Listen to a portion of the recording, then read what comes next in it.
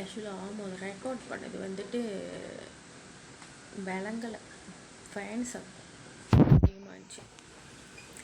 இல்லை சில பேர் கேட்பாங்க, ஏன் குண்டாக இருக்க, நம்ம இழைப்போம் அப்புறம் ஒல்லியாகணும் ரொம்பலாம் இல்லை, ஒரு மீடியம் சைஸில் ஒல்லியாகும். ஒல்லியாக இருப்ப என்ன கேட்பாங்க, வீட்டில் இவ்வளோ இழைச்சிட்டேன்னு கேட்பாங்க.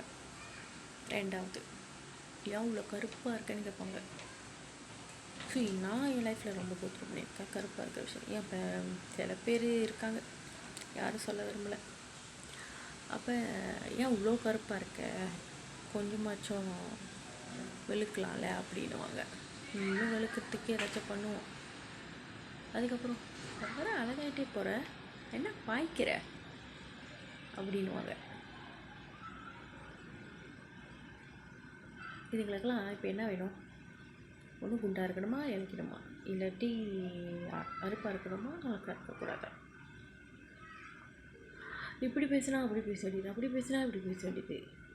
புரியல. அடுத்தவங்க சந்தோஷமாக வந்துடக்கூடாது, சந்தோஷமாகவே இருக்கக்கூடாது. உங்களுக்குலாம் வந்து நோண்டிக்கிட்டே இருப்பீங்க ஏதாச்சும்.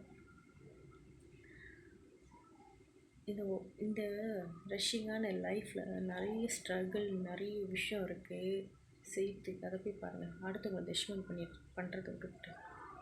ஓகே, எனக்கும் நிறைய வேலை இருக்குது, இதை பற்றி யோசிக்கலாம் டைம் இல்லை, கொஞ்சம் கூட டைம் இல்லை. Okay, by.